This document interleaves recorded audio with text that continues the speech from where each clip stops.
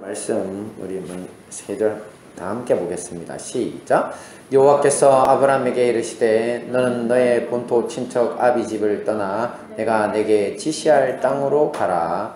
내가 너로 큰 민족을 이루고 내게 복을 주어 내 이름을 창대케 하리니 너는 복의 근원이 될지라. 시작. 아브라함이 99세 때 여호와께서 아브라함에게 나타나서 그에게 이르시되 나는 전능한 하나님이라 너는 내 앞에서 행하여 완전하라. 아멘. 네, 참 맑고 밝은 새해 첫 주일입니다. 예수님의 몸된 우리 행복한 단위의 모든 지체들의 가정과 형제교회 성도님들의 가정에 주님의 평강과 소망이 가득하시기를 기원합니다. 아멘. 네, 우리 믿음의 사람들에게는 해가 바뀔 때마다 다시 점검하고 마음에 새겨야 할 두 가지 키워드, 핵심 단어가 있습니다. 다름 아닌 순종과 동행인데요. 오늘 2021년 새해를 시작하는 첫 주일에 믿음의 조상 아브라함을 향하신 하나님의 약속의 말씀을 통해 이 점에 관해 살펴보고 함께 은혜를 나누도록 하겠습니다. 함께 봅니다. 시작. 순종. 네, 말씀 보겠습니다. 여호와께서 아브라함에게 이르시되 너는 너의 본토 친척 아비 집을 떠나 내가 내게 지시할 땅으로 가라. 네, 첫 번째 키워드는 순종입니다. 오늘날 아브라함이 도착해서 정착할 땅이 가나안 땅이라는 것을 알고 있지만 당시 하나님이 아브라함을 부르셨을 때 이 아브라함은 몰랐습니다. 그곳이 가나안일지. 그냥 하나님이 지시할 땅으로만 가라고 하셨기 때문에 몰랐던 거는 거죠. 가나안이라는 언급도 하지 않으셨습니다. 자, 그렇다 보니까 후대에 기록된 히브리서도 아브라함이 부르심을 받았을 때 어디로 가는지 알지 못했지만 순종함으로 떠났다고 히브리서 11장 8절에서 기록하고 있습니다. 우리 개혁성경에서는 갈 바를 알지 못하고 떠났다고 그렇게 고백을 했거든요. 자, 그런데 하나님은 왜 구체적인 도착지를 알려주지도 않으신 채 지시할 땅으로 가라고만 하신 것일까요? 자, 그것은 이 도착지보다 더 중요한 것이 있었기 때문입니다. 자, 지난주에 저는 새해를 시작하는 첫 줄 말씀을 두고 묵상하던 중에 대략 한 20여 년 전쯤에 유행하던 목적이 이끄는 삶이라는 책이 생각났습니다. 그때 제가 전도사로 섬기던 교회도 이 책에 영향을 받고 또 목사님은 또 아마 그 세미나까지 참석을 하셨던 것 같아요. 리고렌 목사님이라고 하는 목사님, 미국의 세들백 교회라고 하는 대형교회 목사님이신데 그분 초청해서 부산에서도 세미나도 했더랬어요. 이 책의 저자인데. 자, 그러고 나서 이제 교회 비전문도 이렇게 작성하시고 또 예배 때마다 사명 선언문이라는 것을 주보에 실어서 성도님들이 다 함께 큰 소리로 읽곤 했습니다. 제게 있어서 사실 그 책은 그렇게 재밌지는 않았습니다. 감동도 별로 못 받았고요. 저한테는 그렇게 맞는 책이 아니다. 그냥 이 정도 내용은 이런 제가 교만한 생각을 했더랬습니다. 하지만 100만 부가 넘는 이런 베스트셀러였거든요. 그런데 이제 그렇게 제가 별로 재미도 없었는데 왜 다시 저 책 제목이 생각났을까? 그래서 제가 가만 생각을 해보니까 바로 저 책 제목이 전달하려는 뜻이 참 좋다는 생각이 들었던 것 같습니다. 자, 왜 그러냐면 이 책의 제목이 왜 목표가 있는 삶이라고 하지 않고 목적이 있는 삶이라고 했을지 한번 생각해 보셨나요? 제가 알기로 교회 다니신 분들이 이 책 서로 선물도 많이 하시고 책 제목을 많이 보셨죠. 네. 근데 왜 목표가 있는 삶이 아니라 목적이 있는 삶일까요? 자, 그것은 목표와 목적이 비슷한 것처럼 아니면 같은 것처럼 보이지만 사실 핵심적인 면에 있어서 실상은 다른 뜻을 가지고 있기 때문입니다. 자, 예를 먼저 한번 들겠습니다. 한 가족이 있었습니다. 그 가족은 더 친밀해지고 행복한 시간을 보내기 위해서 이번 여름에는 하와이로 여행을 떠나자 이런 원대한 목표를 세웠다고 한번 이렇게 가정을 해보겠습니다. 자, 이 수개월간 이 가족들은 하와이 여행 경비 마련을 위해서요, 부식비도 줄이고 냉난방비 절약하고 또 부모님은 회사 마치고 부업도 하고 아이들도 학원 끊고 또 알바 뛰고 고생고생 돈을 모아 하와이 여행을 가게 됐다면 이 가족은 마침내 목표를 이룬 것입니다. 목표. 하지만 이 도착 다음 날부터 일정이 어그러지기 시작합니다. 자, 그동안 여행 경비 모으느라 너무 고생한 탓에 이 아이들이 이 멋지고 안락한 호텔에서 그만 깊은 잠에 들어서 늦잠이 들어 이 비몽사몽 깨어나지를 못하는 겁니다. 자, 이렇게 되면 부모님이 소리 질러서 화를 내고 또 아이들을 나무라고 아이들도 기분이 나빠집니다. 이 여행 첫날부터 이게 무슨 늦잠 하는 이냐고 망벌하시죠. 자, 그리고 또 겨우 애들 깨워가지고 이제 여행지를 찾아갔습니다. 하지만 이 너무 비싼 요금 탓에 뭐 발길을 돌린다거나 길을 잘못 찾아서 한참 헤매거나 하다 보면 이 아침에 쌓인 불쾌한 감정까지 합쳐져서 이 폭발하면서 다시 서로 소리 지르며 싸우고 원망하고 그런 사태가 벌어지죠. 경험들 많이 하셨죠. 자, 결국 이 하와이에 머무는 기간들이 집에 있는 것보다 더 못한 결과를 얻고 맙니다. 자, 그러니 이 가족은 결국 하와이 여행이라는 목표는 이뤘죠. 더 친밀해지고 행복한 시간을 보내려던 목적은 이루지 못한 게 됩니다. 자, 이것이 바로 목표와 목적의 차이입니다. 이런 점에서 목표란 어떤 일을 이루기 위해서 단순한 기준, 그러니까 여기에 예를 든 건 하와이 여행 가자, 그죠? 그런 정도에 불과하지만 목적이란 그 사람들이 이 어떤 목표를 통해서 꼭 이루고 싶어 하던, 그러니까 하와이 여행을 통해서 이루고 싶어 하던 진짜 의도, 바로 가족끼리 더 친밀해지고 행복해지자, 이런 것이라고 할 수 있습니다. 자, 그래서 어떤 분들은 목적만 분명하다면 사실 목표는 꼭 필요하지 않다고 하시는 분들도 있습니다. 그렇죠? 우리 가족이 친밀해지고 행복해지는데 꼭 하와이 가야 되는 거 아니잖아요. 꼭 여행이 필요한 거 아니잖아요. 그죠? 뭐 발리 가고 어디 안 가도 됩니다. 세부 안 가도 됩니다. 그냥 진정한 가족의 행복은 이제 그 목적은 다른 것으로도 이룰 수 있어서, 그래서 뭐 이렇게 목표는 필요하지 않다는 말을 하시는 분들이 있는데요. 자, 그런 점에서 보면 오늘 본문 속 여호와 하나님 역시 이 가나안이라고 하는 목표지는 그다지 중요하게 생각지 않으셨던 것 같습니다. 앞에서 보신 것처럼 아브라함에게 가야 할 정확한 도착지를 알려주시지 않은 데에는 다른 분명한 목적이 있으셨습니다. 뭐냐면 아브라함이 하나님의 말씀에 순종하는 사람인지 아닌지를 알아보고자 하는 것입니다. 자, 그러니 내가 지시할 땅으로 가라고 하신 것은, 내가 너에게 지시할 땅으로 가라고 하신 것은 다른 말로 순종함으로 가라, 이렇게 되겠죠. 순종함으로 가봐라. 어디를 갈지 모르지만. 자, 그런데 하나님께서는 왜 이렇게 아브라함의 순종을 이제 알아보려고 하신 것일까요? 자, 그것은 다름 아니라 인류의 근본적인 문제가 모두 이 불순종에서 시작됐기 때문입니다. 이 아담과 하와의 불순종이 하나님이 처음 창조하신 세상을 망쳐놔 버렸죠. 지금 하나님이 아브라함을 부르신 의도는 뭡니까? 바로 이런 불순종으로 망쳐진 세상을 다시 창조하는데 이제 사용될 믿음의 조상이 필요하셨기 때문이라고 볼 수 있습니다. 그러니 하나님께는 아브라함의 순종 여부가 그렇게 중요한 문제가 될 수밖에 없습니다. 믿음의 조상이라는 말을 바꾸면 어떻게 한다고요? 순종의 조상이니까요. 자, 그렇다 보니 이 단순해 보이는 순종과 불순종의 문제는 결국 한 개인을 넘어서 인류 구원의 길과도 직결됩니다.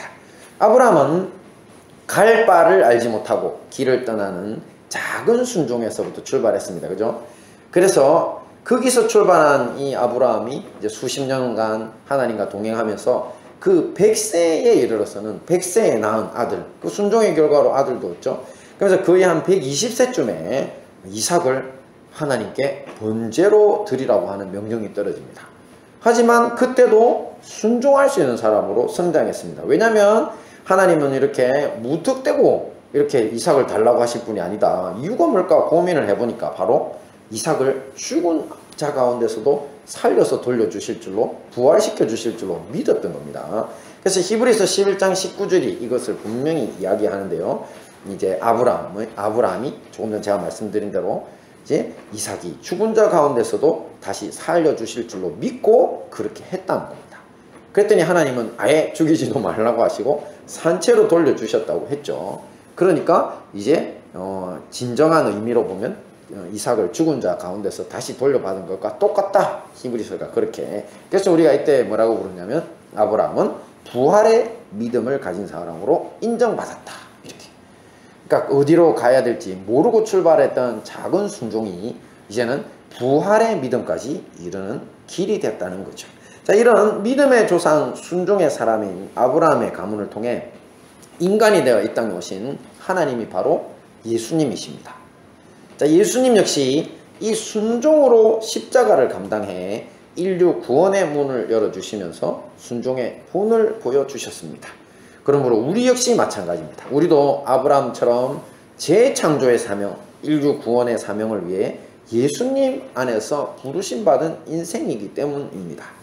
자, 다시 목표와 목적이라는 문제로 돌아가서요. 우리가 공부를 열심히 해서 훌륭한 사람이 되겠다거나 뭐 돈을 많이 벌고 저축해 부자가 되겠다거나 또 유능한 공무원이나 나라와 민족을 이끌 지도자 뭐 사업가가 되겠다는 목표 다 좋습니다. 그죠? 하지만 그 목표를 통해 이루어야 할 그 무엇보다 소중한 목적이 있어야 합니다. 자, 그것은 다름 아닌 이 세상을 재창조하시려는 하나님의 목적에 아브라함처럼 나의 목표들이 기여하도록 순종해야 한다는 것입니다.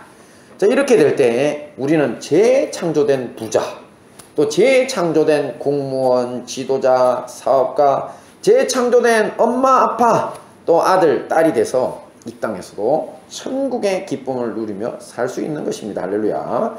자, 그러므로 올 한 해는 그 어떤 해보다 우리가 하는 모든 일, 우리 모든 삶의 자리에서 순종으로 승리하게 힘쓰는 한 해가 되어야 할 것입니다. 네, 두 번째 키워드를 보겠습니다. 시작. 동행 말씀 봅니다. 아브라함이 99세 때 여호와께서 아브라함에게 나타나서 그에게 이르시되 나는 전능한 하나님이라 너는 내 앞에서 행하여 완전하라. 네, 두 번째 키워드는 동행인데요. 지금 창세기 17장 1절 말씀을 보시면 하나님은 완전하게 행동해라 이렇게 말씀하신다고 볼 수 있죠. 보기에 그렇잖아요. 나는 전능한 하나님이니까 너는 내 앞에서 행하여 완전하라. 그러니까 너는 완전한 사람이 되라. 뭐 이렇게 보이잖아요. 그죠? 자, 그래서 이 말씀을 우리 자기 삶에 적용하면서 성도님들이 힘들어합니다. 왜냐면 우리 같은 죄인들이, 나 같은 죄인이 어떻게 완전하게 행동할 수 있을지 답이 없다고 이렇게 생각하기 때문인데, 하지만 너무 염려하지 않으셔도 될 것 같습니다. 저걸 우리 한국말로 저렇게 써놔서 그렇지 히브리어 원어를 살펴보면 그렇지 않다는 거죠. 자, 먼저 보시면 여기서 전능하신 하나님이다 라고 할 때 이제 히브리어는 엘샤다이라고 부릅니다. 샤다이, 전능하신 하나님. 여러분 테필린 하면서 그거 뭡니까? 매주자? 사각형 그거 받으셨죠? 자석 붙는 거 집 앞에 붙여 놓으셨죠? 근데 거기 보면은 이게 저기 뭡니까? 마치 풀잎처럼 그려놓은 거 있잖아요. 삼지로. 그렇죠? 그게 사실은 엘샤다이 앞에 자세히 보시면 이게 엘샤다이라고 써놨거든요. 그때 그 샤다이라면 전능하신 하나님이라는 뜻입니다. 그게 매주자에 쓰여 있는 게. 근데 그 샤다이가 원어를 살펴보면 무슨 뜻이냐면 전능한이라고 하는 그 샤다이가 원어가 바로 어머니의 가슴이나 아니면 어머니의 모태에서 유래된 단어입니다. 그래서 생명을 가진 모든 이들에게 이 모태와 가슴은 안식과 풍요의 상징입니다. 모든 필요를 채워주시는 거죠. 그래서 엘샤다이, 나는 전능한 하나님이다 라고 자기를 하나님이 소개하셨을 때는 나는 모든 필요를 풍성히 채워주는 하나님이다 이렇게 자기를 소개하신 거예요. 그죠?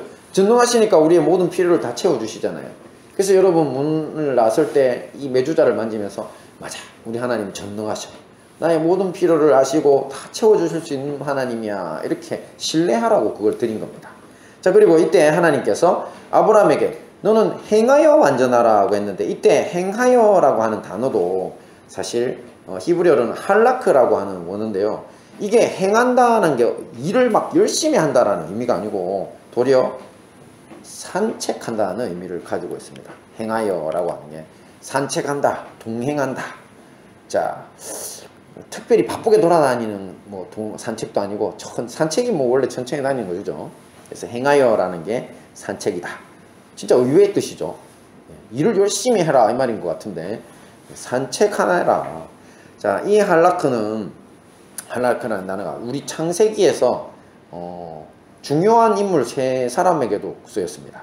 자, 아브라함 이전에 존재했던 인물들인데요. 누구냐면 바로 아담과 에녹, 노아입니다.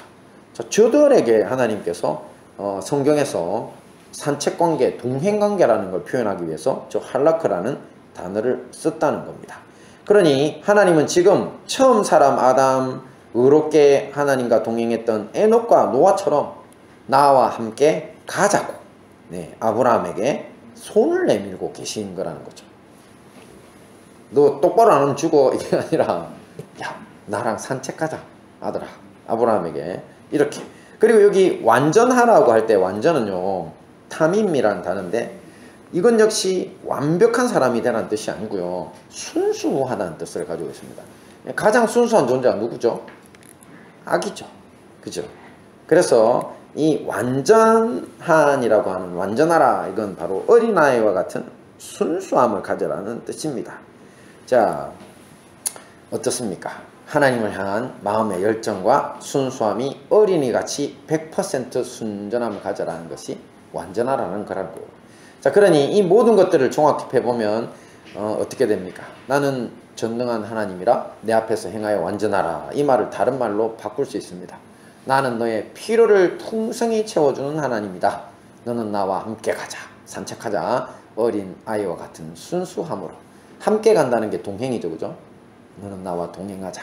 어린아이와 같은 순수함으로 이렇게 볼 수 있습니다. 이렇게 우리 여호와 하나님은 아브라함을 부르신 이유에 대해 마치 자신의 풍부한 모유로 아기를 먹이고 또 함께 동산을 산책하는 부모님처럼 동행하기 위해서 함께 있기 위해서 아브라함을 부르셨다는 것입니다.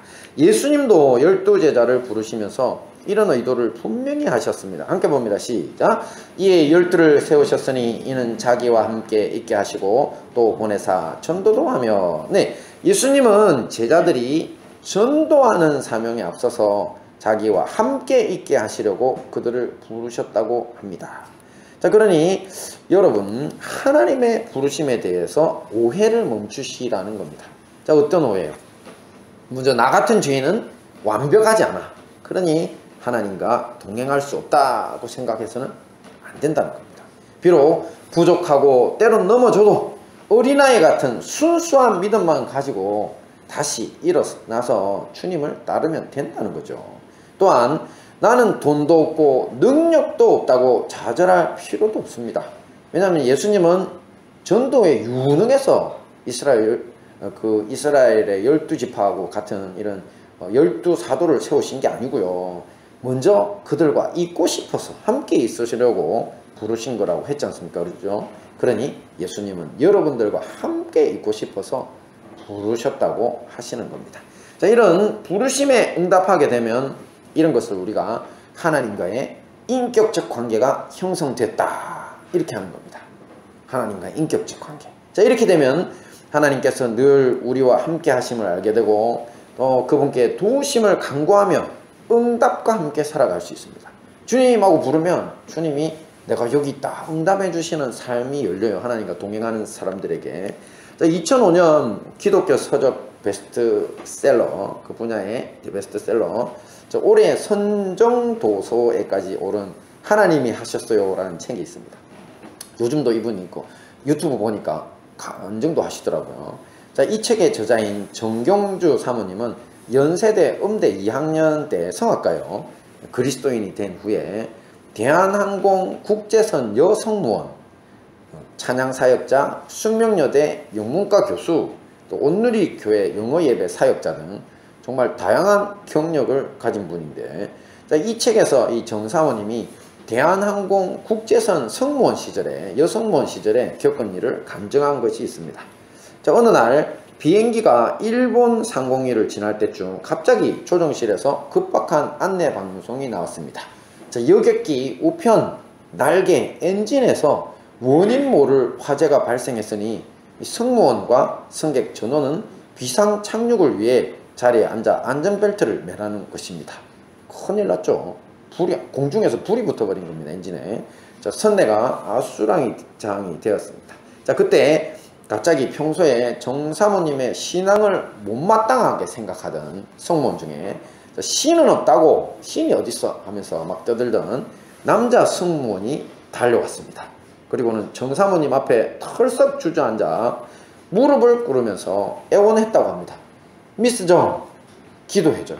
미스 정 부탁해요. 날 위해 기도해줘요. 정사모님은 그와 함께 기도를 시작했습니다. 자, 그런데 정사모님의 기도가 끝나고 입에서 아멘 소리가 끝나자마자 안내 방송이 다시 들려왔습니다. 승객 여러분 안심하십시오. 무슨 영문인지는 모르겠지만 여객기 우편 날개 엔진에 불이 저절로 꺼졌습니다. 할렐루야. 자, 곧 김포공항에 안전하게 도착할 것입니다. 승객들은 손뼉을 치며 환호성을 질렀다고 합니다. 자, 그 방송을 무릎 꿇은 채로 듣고 있던 남자 승무원은 그만 바닥에 무릎을 꿇은 채 계속 눈물을 흘리고 말았다고 합니다. 자, 정사모님 역시 하나님의 도우심에 감사하며 함께 울었다고 이렇게 그 책에서 소개를 하고 있습니다. 우리 다 함께 봅니다. 시작. 하나님이 이르시되 그가 나를 사랑한즉 내가 그를 건지리라. 그가 내 이름을 안즉 내가 그를 높이리라.